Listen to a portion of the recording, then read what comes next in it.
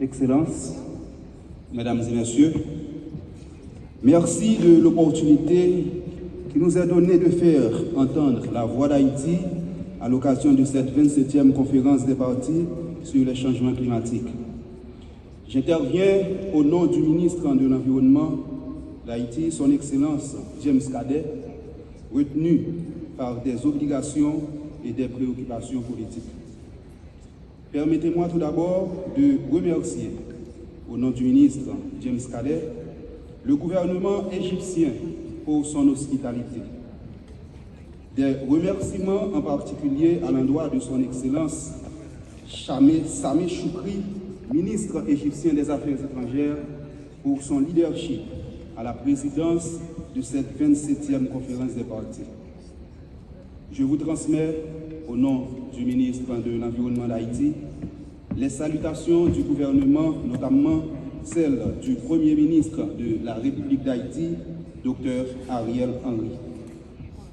Excellences, Mesdames et Messieurs, la République d'Haïti, comme beaucoup d'autres petits États insulaires en développement et des pays moins avancés, est très exposée aux risques climatiques de toutes sortes.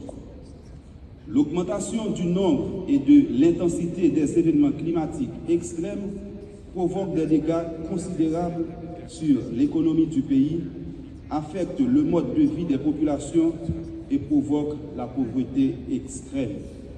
En 2020, les pertes causées par les catastrophes climatiques en Haïti ont atteint près de 400 millions de dollars américains, ce qui représente environ 50% de l'aide internationale et 20% du budget de l'État.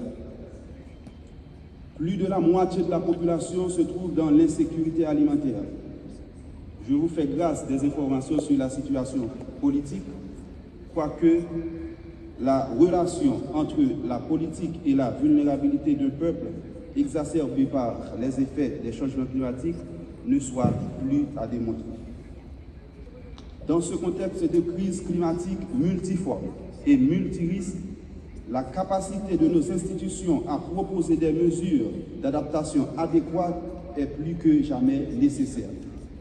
Nous sommes convaincus que cette 27e COP, la COP de mise en œuvre, posera les bases nécessaires pour un financement plus important de l'adaptation, notamment pour les pays les plus vulnérables, le respect des engagements financiers de 2009, des objectifs globaux d'adaptation cohérents et atteignables, ainsi qu'un mécanisme financier pour répondre aux pertes et préjudices liés au changement climatique. Au nom de la solidarité, au nom du principe de responsabilité commune mais différenciée et au nom de la justice climatique, il est urgent d'adopter des mesures concrètes pour envoyer un signal fort aux populations du monde entier que nous sommes venus ici à Sharm el-Sheikh pour rechercher des solutions qui sont à la hauteur de l'urgence climatique exprimée par le 6e rapport du GIEC. Le temps des belles intentions doit être révolu. Les pays les plus affectés par le phénomène, comme Haïti, ne peuvent plus attendre. Excellences, Mesdames et Messieurs, le monde entier nous regarde et espère des décisions concrètes à l'issue de cette conférence. Nous avons toutes et tous l'obligation de laisser un monde meilleur pour les futures générations, de développer une conscience écologique, de soutenir les pays les plus durement touchés pour pouvoir lutter efficacement contre les changements climatiques. Nous avons aussi pour devoir et responsabilité de privilégier et renforcer le tissu mondial climatique par de véritables actions communes pour l'implication active et directe de tous les peuples, de toutes les nations, de tous les pays.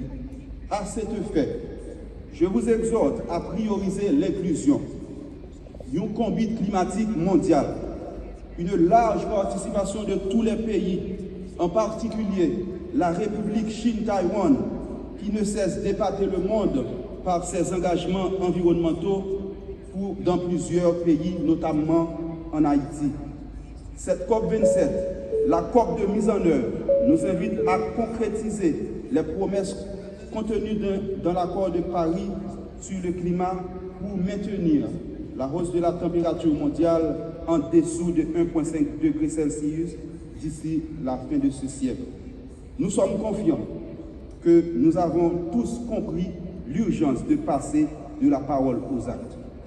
Je vous remercie de votre attention.